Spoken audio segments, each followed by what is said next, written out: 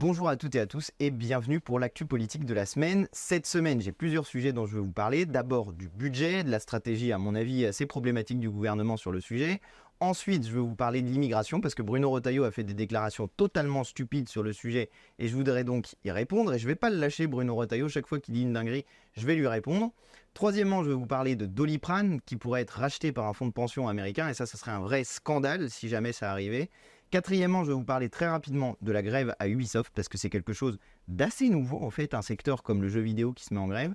Et puis enfin, je vous dirai quelques mots sur un truc qui m'a passionné, c'est qu'il va y avoir une sonde qui part vers une des lunes de Jupiter. Et moi, c'est une de mes passions, la science et en particulier la recherche spatiale. Je vous l'ai jamais dit, mais moi, je voulais être astrophysicien quand j'étais gamin. Donc, c'est un des sujets de prédilection, la recherche spatiale. Et je voudrais vous en dire un petit mot peut-être pour essayer de vous communiquer la passion que j'ai pour ce sujet-là. On va donc commencer cette actu politique de la semaine, mais avant ça, je veux vous remercier très chaleureusement parce que la semaine dernière, vous êtes près de 100 000 à avoir regardé ma dernière actu politique. Vous êtes toujours plus nombreuses et nombreux à vous abonner et vraiment, je vous en remercie. Si vous ne l'avez pas encore fait, je vous invite d'ailleurs à le faire en n'oubliant pas de cliquer sur la petite cloche pour recevoir des notifications. Et puis je vous informe d'une chose, c'est qu'avec mon équipe, on a décidé de lancer des podcasts et notamment de faire en sorte que ces actus politiques de la semaine soient désormais disponibles en podcast. On vous met le lien en description et en commentaire épinglé pour vous permettre de retrouver facilement les plateformes sur lesquelles vous pouvez retrouver cette actu politique de la semaine en podcast. Alors je commence par la question du budget parce que c'est évidemment la question centrale, la bataille politique centrale qu'on va avoir à l'Assemblée nationale dans les semaines et dans les 2 mois à venir. Ce budget, il va concentrer toute l'idée politique du gouvernement et je vous avais dit dans une précédente actu politique de la semaine que le gouvernement il prévoyait 60 milliards d'économies, je mets des gros guillemets, mais en gros 40 milliards d'économies et en fait une des plus grosses coupes budgétaires de l'histoire de notre pays, peut-être même la plus grosse coupe budgétaire de l'histoire de notre pays, et 20 milliards de recettes supplémentaires prétendument initialement sur les plus riches de notre pays. En réalité, quand on a vu le budget arriver à l'Assemblée nationale, déjà il y a beaucoup de choses qui ont changé. Ils avaient dit qu'ils taxeraient les 65 000 foyers les plus riches. Une fois que ça arrive devant l'Assemblée nationale, finalement c'est plus que 20 000 foyers parce qu'il y en a certains qui, par des jeux fiscaux, peuvent éviter d'être touchés par cette augmentation d'impôts. Mais ensuite, ce qui est intéressant, c'est la manière dont la commission des finances de l'Assemblée nationale adopte la question du budget et la stratégie qui va être mise en place par le gouvernement et par les parlementaires. Du côté des parlementaires, vous avez peut-être vu que Éric Coquerel, le président insoumis de la commission des finances, a demandé à ce que la commission des finances se transforme en commission d'enquête sur le dérapage budgétaire, ce qui donnera des pouvoirs supérieurs à la commission des finances, qui se transforme donc en commission d'enquête, parce qu'une commission d'enquête parlementaire, elle a des moyens d'action qui sont plus importants, plus forts, pour essayer de trouver quelles sont les causes de ce dérapage budgétaire. Donc ça, c'est le premier point. La stratégie de la commission des finances, elle est très offensive vis-à-vis des gouvernements passés, d'Emmanuel Macron et Éric Coquerel, dans ses prises de parole. Il cible évidemment très fortement Emmanuel Macron. Ensuite, ce qui est intéressant, c'est que donc le gouvernement est arrivé avec un budget qui ne correspondait pas tout à fait à ce qu'il avait dit initialement. Mais il se trouve qu'à l'Assemblée nationale, le gouvernement n'est pas majoritaire. Et qu'il y a une force politique, le nouveau Front populaire, qui elle est cohérente, qui a déployé un contre-budget, qui a déployé des amendements pour essayer de modifier le texte budgétaire proposé par le gouvernement. Et un certain nombre d'amendements du nouveau Front populaire ont d'ores et déjà été adoptés. Je vous en donne quelques-uns. Mais par exemple, le gouvernement voulait faire une taxe temporaire de 20% pour les plus hauts revenus. Ce temporaire a été supprimé et la commission des finances a décidé que cette taxe ne serait pas exceptionnelle, mais que désormais, elle serait maintenue dans la durée. On a aussi adopté l'imposition universelle, c'est-à-dire ceux qui essayent de fuir l'impôt, au lieu de fuir l'impôt et d'être laissés tranquilles, si jamais il y a une trop grande différence avec ce qu'ils devraient au fisc français, on récupérera l'argent qu'ils auraient dû au fisc français. Il y a eu la mise en place d'une taxe sur les superdividendes, sur les exilés fiscaux. Il y a la volonté de relever le taux d'imposition sur les revenus du capital. Et puis, il y a par exemple la volonté, c'est des amendements, tout ça dont je vous parle, qui ont été adoptés, des amendements pour lutter contre la spéculation immobilière dans les zones touristiques. Ça, je vous ai donné que quelques éléments qui ont été adoptés, mais tout ça, c'est le nouveau Front populaire qui a réussi à le faire adopter à l'Assemblée nationale en commission des finances de l'Assemblée nationale. Parce que pour l'instant, on est en train d'étudier la partie recettes, c'est-à-dire que là, on trouve des moyens de faire rentrer de l'argent. Ensuite, il y aura la partie dépenses. Et vous voyez que d'ores et déjà sur la partie recettes, eh bien, les députés à l'Assemblée nationale du nouveau Front populaire ont réussi à obtenir un certain nombre de victoires. Alors ça va avoir une conséquence dont je veux maintenant vous parler, c'est sur ça que je veux insister, parce que va faire le gouvernement face à une commission des finances qui va beaucoup plus loin que ce que prévoit le gouvernement sur la taxation des plus hauts revenus. Je mets des guillemets parce qu'en réalité, bon, ils ont dit ça, mais ils essayent en fait à la fin d'éviter de le faire. Mais la commission des finances, eux, pour le coup, ils sont OK pour le faire. Que va faire le gouvernement à votre avis? C'est assez évident. 49.3, vous allez me dire. Oui, mais sauf que 1,49.3, c'est un peu compliqué. C'est sur ça, ce sur quoi je veux revenir maintenant. La commission des finances, elle adopte des amendements, mais une fois que c'est sorti de la commission des finances, normalement, c'est censé aller dans l'hémicycle de l'Assemblée nationale où l'ensemble des députés peuvent débattre du budget. Ça, c'est le chemin classique d'un texte. Sauf que, eh bien, le gouvernement a la possibilité, s'il le souhaite, de revenir à son propre texte, son texte à lui, indépendamment des amendements adoptés en commission. En gros, il a deux choix. Soit il prend ce qui a été adopté en commission, soit il ne le prend pas et il fait son propre texte qu'il présente devant l'hémicycle. Et ensuite, recommence un travail potentiellement d'amendement à l'intérieur de l'hémicycle. Mais s'il y a un travail d'amendement qui se fait à l'intérieur de l'hémicycle, les mêmes causes produisant les mêmes effets, c'est-à-dire la force du nouveau Front populaire dans l'Assemblée nationale produisant la même adoption d'amendements dans l'hémicycle de l'Assemblée nationale, le gouvernement va se retrouver avec quelque chose dont il ne veut pas. Et la logique, c'est ensuite qu'il fasse un 49.3. Mais il y a une petite spécificité, c'est que quand le gouvernement fait un 49.3, il met ce qu'il veut dedans. Il met le texte qu'il veut, et sur la base du texte qu'il a choisi, là, il engage sa responsabilité, en disant soit le texte est adopté, soit le gouvernement tombe. C'est ça, un 49.3. Bon, dans la précédente mandature, ça pouvait encore à peu près tenir, parce que les députés, les républicains, disaient que au nom de la responsabilité, jamais ils ne feraient tomber le gouvernement, exactement comme est en train de le faire le Rassemblement national aujourd'hui. Et la grande question qui est donc posée à l'Assemblée nationale, c'est que va-t-il se passer si le gouvernement fait un 49.3 et qu'il y a une motion de censure qui est déposée par le nouveau Front populaire. Là, c'est le Rassemblement national qui sera placé dans la possibilité soit de voter la motion de censure du nouveau Front populaire, soit de ne pas la voter, soit de faire tomber le budget du gouvernement, soit de ne pas le faire tomber au nom de la prétendue responsabilité, et de permettre à la politique d'Emmanuel Macron de se mettre en place, peut-être même en l'aggravant, parce que le Rassemblement national a fait une proposition de 15 milliards d'économies supplémentaires par rapport à ce que propose le gouvernement. Vous ne rêvez pas, le Rassemblement national propose d'aller encore plus loin dans la cure d'austérité par rapport à ce que propose Emmanuel Macron. Donc quand on vous dit que les mecs sont d'extrême droite, ils sont vraiment d'extrême droite, c'est-à-dire ils font de la droite en pire. Et ce Rassemblement national va sans doute essayer de dealer avec le gouvernement, qu'on lui prenne 2-3 trucs de ses économies, donc d'aggravation de la politique d'Emmanuel Macron, parce qu'en réalité ça revient à faire ça, et pour pouvoir dire, oui, vous voyez, finalement, ils ont adopté un certain nombre d'amendements d'économies qu'on voulait faire, donc allez hop, ça passe, et on ne votera pas le 49.3 par souci de responsabilité, tout ça, ce qui vous montre que le Rassemblement national est ce qui permet de faire tenir la Macronie, une fois de plus. Je vous ai déjà dit dans les épisodes précédents qu'ils n'avaient ni voté la censure, ni voté la destitution d'Emmanuel Macron. Là, si jamais ils ne votent pas la motion de censure qu'on déposera, clairement, c'est ce qu'ils essayent de faire en sorte que Macron puisse continuer sa politique. Alors, vous allez me dire, c'est bizarre, pourquoi il ferait ça ? Et là, parce que justement, la contrepartie qui a été proposée au Rassemblement national, c'est un nouveau texte sur l'immigration. Et là, il y a du nouveau cette semaine, c'est justement mon deuxième thème, c'est les nouvelles annonces qui ont été faites sur un futur projet de loi immigration. Alors, petit 1, c'est Maud Bréjon, porte-parole du gouvernement, qui a annoncé ce nouveau texte immigration, sachant que il y a une partie des députés macronistes qui n'est pas forcément d'accord avec l'idée de faire un nouveau texte immigration. Donc, premier résultat de cette annonce, c'est qu'ils divisent à l'intérieur de leur propre majorité. Bon, bien joué. Ils sont en train eux-mêmes, ils ont pris leur pied comme ça, ils ont dit « Pan !» et hop là, une balle dans le pied. Voilà, c'est vraiment les macronistes en ce moment, ça part dans le décor, mais alors c'est assez intéressant à observer comme ça, on les regarde et puis on se dit « Tiens, c'est marrant, on n'aurait pas pensé que c'était possible d'avoir une idée aussi mauvaise. » Ben si, les députés macronistes, ils sont comme ça, ils ont plein de mauvaises idées. Et ils ne se privent pas pour les partager avec nous. Donc, nouveau texte sur l'immigration. Et voici Monsieur Retailleau, l'inénarrable Retailleau, qui se ramène et qui dit « Maintenant, on va faire un truc.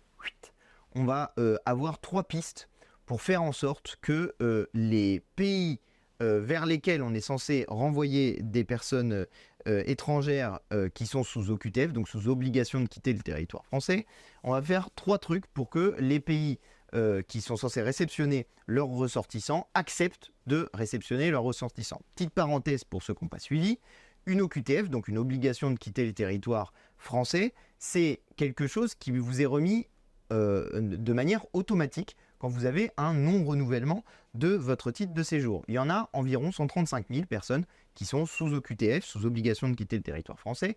En ce moment, chaque année, il y a 135 000 OQTF qui sont faites. Mais tout ça ne vous dit pas le statut des gens.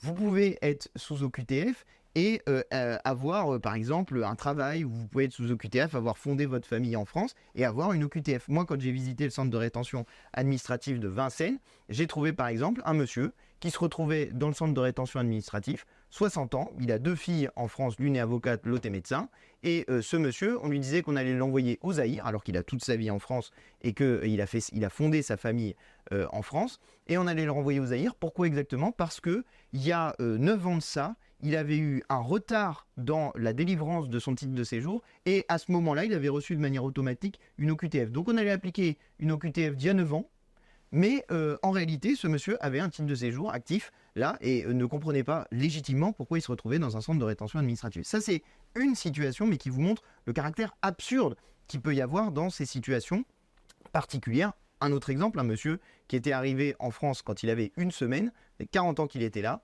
il n'a pas demandé la nationalité française, alors que lui il disait mais moi je me sens français, j'ai grandi là, qu'est-ce que vous voulez que j'aille faire dans mon pays d'origine? Je suis arrivé là, j'avais 1 semaine, donc moi ce que je connais c'est la France. Et bien ce monsieur, pareil, il avait une obligation de quitter le territoire français. Pourquoi? Parce qu'il s'est trouvé à proximité d'une bagarre, qu'on l'a embarqué, que finalement personne n'a rien dit sur le fait qu'il aurait été participé à cette bagarre, et qu'en réalité, eh bien, on lui met une obligation de quitter le territoire français pour rien. Il n'a pas participé à une bagarre. D'ailleurs, je vous donne un chiffre, mais 96% des gens qui sont sous OQTF, sous obligation de quitter le territoire français, n'ont commis aucun crime et aucun délit. Parce que l'extrême droite essaie toujours de faire un lien entre immigration et insécurité, délinquance, problème de sécurité, mais ce lien est faux en fait.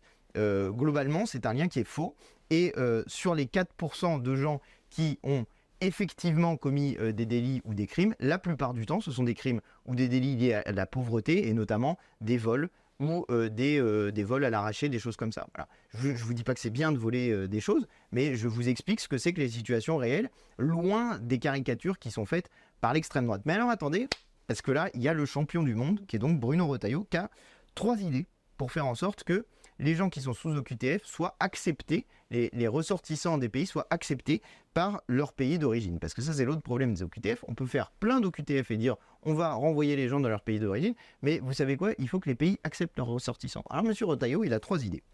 La première, c'est on va lutter avec nos propres visas. C'est-à-dire, si les gens, ils n'acceptent pas de récupérer leurs ressortissants, eh ben nous, on ne va pas leur donner de visa pour venir chez nous. Ah, mais c'est malin, M. Retailleau. Déjà, ça a été fait, ça a été une aberration, c'est-à-dire ça a mis en place des relations exécrables avec les États avec lesquels on a essayé de faire ce chantage au visa. Donc ça a empiré la situation et ils ont délivré encore moins d'OQTF. Égal, on a perdu la bataille. Donc on donne moins de visas pour les gens pour venir, eh ben, ils donnent moins de visas pour que les gens puissent être renvoyés dans leur pays. Donc inefficace, je veux dire, si jamais c'était ça l'objectif, inefficace de la part de M. Retailleau. Mais en plus, c'est se tirer une balle dans le pied. Hein, parce que ça, c'est une idée qui ne marche que pour les gens qui sont racistes. L'idée qu'on va diminuer les visas des autres. Parce que figurez-vous qu'en général, quand on donne des visas aux gens, c'est qu'on est très content de les accueillir chez nous. Et souvent, c'est parce que c'est des individus qui viennent renforcer notre pays, parce qu'ils ont des compétences particulières, parce que c'est soit des médecins, soit des travailleurs avec des compétences particulières, ce qui par ailleurs pose un autre problème, c'est que la France pille, y compris les ressources humaines des pays d'origine de l'émigration. Vous voyez ça, on n'en parle jamais, ça ils le disent jamais. Mais en fait, c'est une chance pour nous qu'il y ait des gens qui aient envie de venir en France. Et en fait, quand vous faites une politique de pression sur les visas, vous tirez une balle dans le pied. Attendez, c'est pas fini, il avait une autre idée. La deuxième idée de M. Retailleau, c'est on va faire du chantage à l'aide au développement. Bah oui, la France, étant un pays riche, la France participe à l'aide au développement d'un certain nombre de pays. faudrait aller regarder dans le détail ce qui est fait avec l'aide au développement, parce que de temps en temps, ça passe par des circuits qui sont un peu chelous. Et c'est pas toujours vrai que l'aide au développement finit par arriver dans des projets réellement utiles. Il y a des gens qui, de temps en temps, se servent un petit peu au passage. Et pour le coup, petite parenthèse, je continue, mais petite parenthèse, il y a beaucoup de gens racistes qui veulent refuser que les gens envoient de l'argent à leur famille dans leur pays d'origine. C'est-à-dire, vous savez, il y a des gens, quand ils émigrent et quittent leur pays, ils viennent par exemple travailler en France et ils envoient un petit peu d'argent tous les mois à la famille. Et bien, il y a plein de gens racistes qui veulent empêcher ça. Sauf que ça, c'est la meilleure aide au développement de la Terre. Parce que ça part directement d'un compte en banque, ça arrive directement sur le compte en banque de quelqu'un qui a besoin d'avoir de l'argent et qui, du coup, a une aide directe pour faire en sorte d'améliorer sa situation financière, et ça ne passe pas par des intermédiaires, et du coup c'est pas de l'argent perdu. Donc ceux qui disent qu'il faut interdire ça parce que ça ferait partir de l'argent de notre pays pour qu'il parte à l'étranger, c'est une absurdité. C'est genre vraiment, c'est totalement débile comme idée. Mais donc M. Retailleau veut faire du chantage à l'aide au développement. Eh ben gros malin, M. Retailleau ne s'est pas rendu compte que l'aide au développement, c'est par exemple un des moyens de lutter contre l'émigration, c'est-à-dire de faire en sorte que les gens puissent vivre et travailler dans leur pays, s'ils le souhaitent, mais c'est une des manières de corriger un des effets de notre politique à nous, qui est une politique d'appauvrissement des pays, où on vient, nous, par notre politique économique capitaliste, détruire l'économie d'un certain nombre de pays. Ensuite, on vient et on se plaint et on dit « Oh là là, mais les gens, ils s'en vont, ils émigrent parce que les conditions économiques dans leur pays sont mauvaises. » Ben oui, on a notre part de responsabilité. Des gens comme M. Bolloré, par exemple, a une lourde part de responsabilité dans l'exploitation des matières premières, par exemple en Afrique. Et ensuite, le type vient faire des chaînes de télé pour se plaindre de l'immigration et dire « Oh là là, mon Dieu, c'est la catastrophe, c'est la submersion, je ne sais quoi », alors que lui-même, il a une responsabilité personnelle dans le fait qu'il y a des économies de certains pays qui ont été détruites et abîmées par le capitalisme. Et vous voyez que quand vous supprimez l'aide au développement, vous aggravez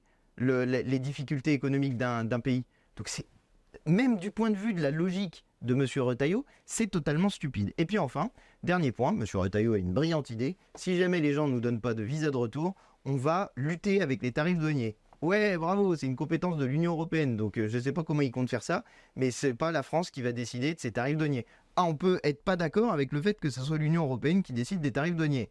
Ça, c'est un débat que je suis parfaitement prêt à avoir sur ce sujet-là. Mais néanmoins, pour l'instant, c'est comme ça que ça fonctionne. Donc, si vous n'avez pas un accord sur le fait que ça soit une politique européenne qui est mise en place, vous pouvez faire du blabla avec votre bouche comme ça, mais ça ne servira à rien, vu que ce n'est pas une compétence de la France, et que je doute qu'Emmanuel Macron ait dans l'idée d'entrer dans une forme de confrontation avec l'Union européenne sur ce sujet-là. Bon. Je vous ai dit tout ça pour vous donner des éléments de réponse, parce que vous voyez à quel point c'est absurde et à quel point ils essayent d'exciter les haines, les peurs, essayer de faire en sorte que les gens se regardent en chien de faïence comme ça, sans jamais donner de réponse. Parce que si ces gens n'étaient pas des hypocrites sur la question de l'immigration, en fait, on va remplacer le mot hypocrite par le mot raciste, c'est-à-dire s'ils n'avaient pas un problème de fond avec l'origine des gens qui viennent sur notre territoire national. Si jamais ils n'avaient pas ça, si jamais ils traitaient les questions d'immigration de manière, 1, humaine et 2, pas irrationnelle, eh bien, ce qu'ils essaieraient de faire, c'est de faire en sorte qu'on supprime les causes du départ, qu'on fasse en sorte que les gens qui ont envie de vivre et de travailler dans leur pays le puissent. Et pour ça, il n'y a pas 150 000 solutions. La première, c'est lutter contre le changement climatique, parce que le changement climatique est l'une des causes du départ. Quand vous avez la mer qui monte sur votre maison, au bout d'un moment, vous vous cassez, parce que vous ne pouvez pas faire autrement. Vous n'allez pas habiter dans une maison pleine d'eau. Ça, c'est le premier élément.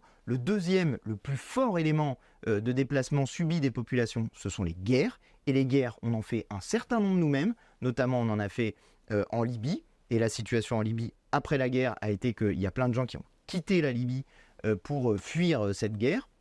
Et puis, vous avez eu la guerre en Syrie qui a eu lieu. Petite parenthèse au passage, quand il y a eu la guerre en Syrie, il y a eu plusieurs centaines de milliers de personnes qui se sont déplacées pour fuir la guerre et qui sont, au final, pour une partie d'entre elles, arrivées en Europe. Et là, l'Europe a fait un accord avec M. Erdogan pour faire en sorte que M.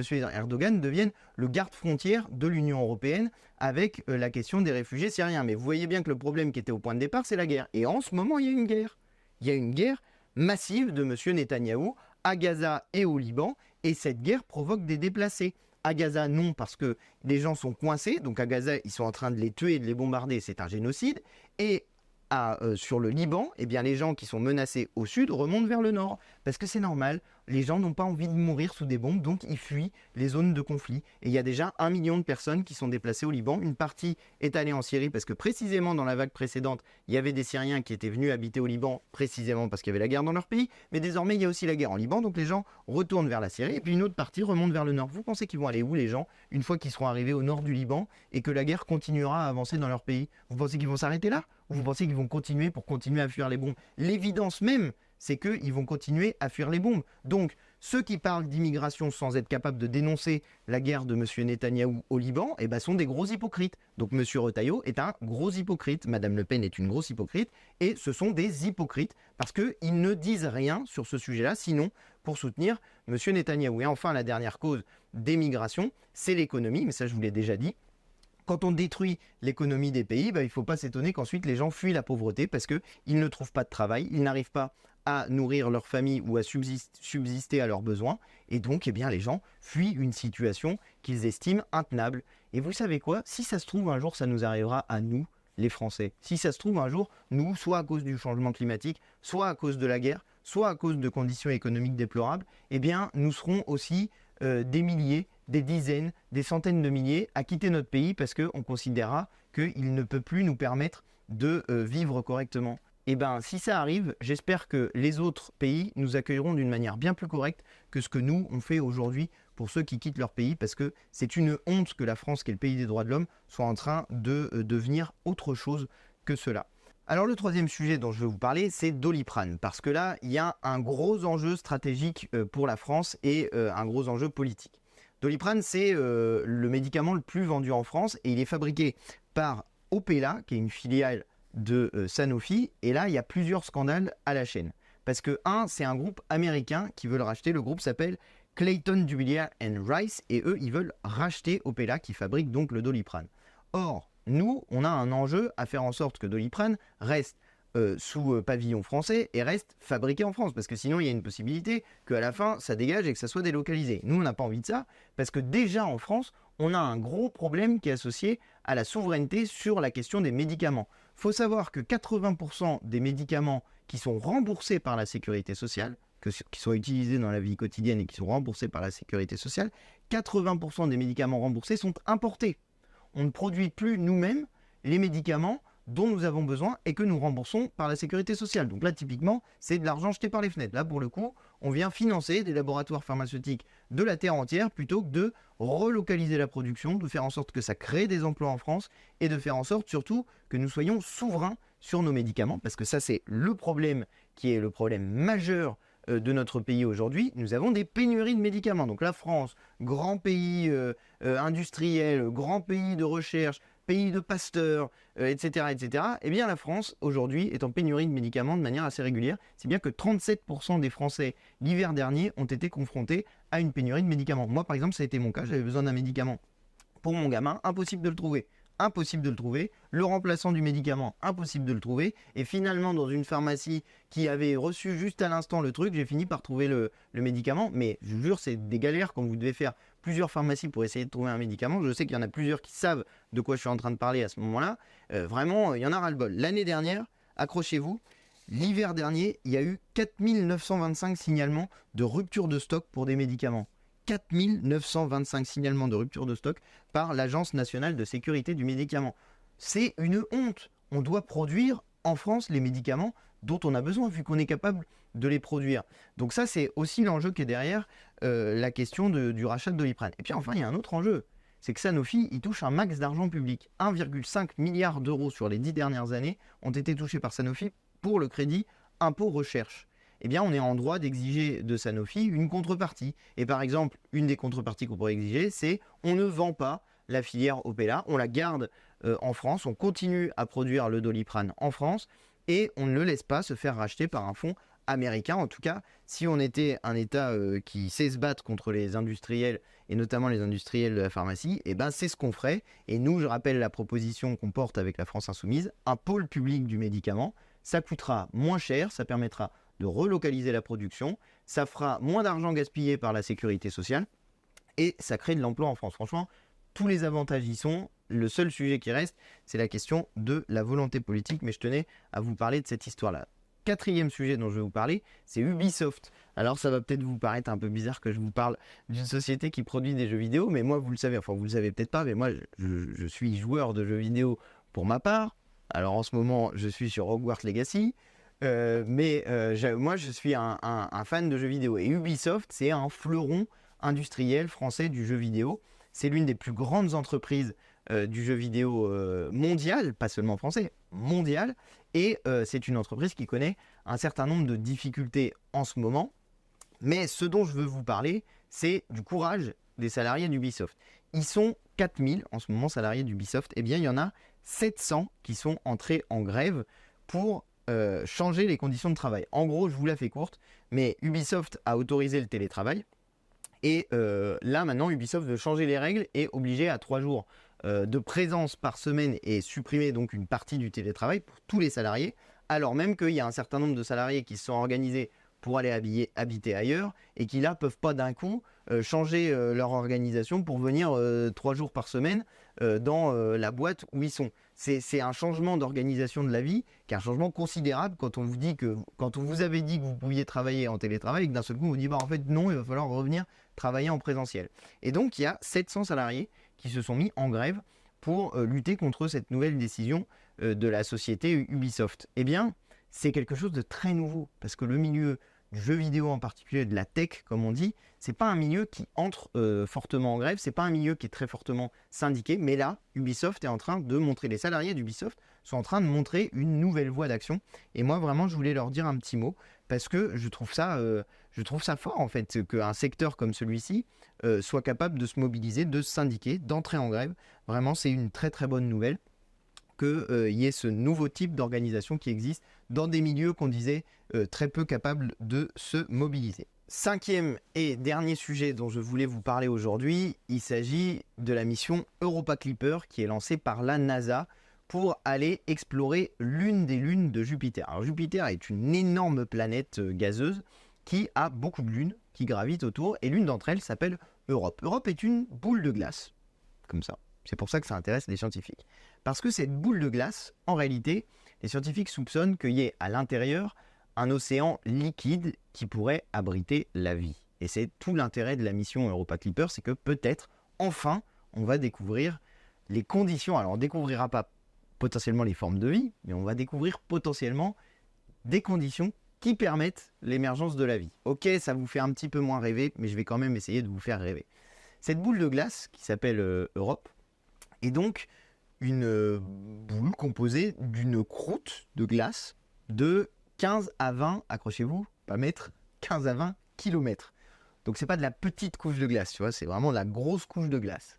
Et puis en dessous de cette couche de glace, ils pensent qu'il y a un océan liquide composé d'eau qui ferait entre 60 et 150 km d'épaisseur. Si bien que les scientifiques estiment que la quantité d'eau présente sur Europe est supérieure en quantité à la quantité d'eau présente dans les océans de la planète Terre. Pourtant, Europe, ça fait la taille de la Lune, à peu près, de notre Lune à nous, de la Lune que vous voyez dans le ciel. Ça fait à peu près la même taille, mais ils estiment que comme c'est qu'une boule d'eau, ils estiment que ça fait une quantité d'eau supérieure à celle qu'on a sur la planète Terre. Et comme vous le savez, là où il y a de l'eau, en général, c'est les conditions propices à l'apparition de la vie. D'autant que, attendez, la chaleur qui existe sur Europe à l'intérieur, quand on est à l'intérieur de l'océan, du fait de la gravitation à proximité de Jupiter, eh bien ça permettrait que ça réchauffe l'eau à la température nécessaire pour l'apparition de la vie. Et attendez, c'est pas fini. En plus de ça, ils estiment qu'il y a une activité géologique possible sur Europe qui fait qu'il y aurait des geysers notamment et que tout ça participerait à l'apparition de la vie. Moi, je trouve que c'est absolument passionnant. Mais là où vous n'allez pas rêver, c'est le temps que ça prend. Parce que Jupiter, c'est loin. Et qu'en plus de ça, pour aller sur Jupiter, il faut que la sonde Europe passe d'abord à proximité de Mars, repasse à côté de la Terre et ensuite seulement elle ira sur Jupiter. En gros, on sert de l'attraction des astres pour essayer de propulser les sondes encore plus vite, un peu comme vous faites avec une fronde et comme ça, et ça marche pareil, c'est la même idée. Vous faites tourner à proximité pour prendre de la vitesse. Voilà en gros cette mission. Et bien vous savez quand est-ce qu'elle arrivera ? En 2031. On n'est pas encore arrivé, 2031. Mais la sonde qui part, Elle embarque des capacités qui sont époustouflantes et notamment un appareil photo qui va pouvoir faire des photos d'une résolution de 50 cm pour un pixel. Donc ça vous fait à peu près 1 pixel égale 50 cm.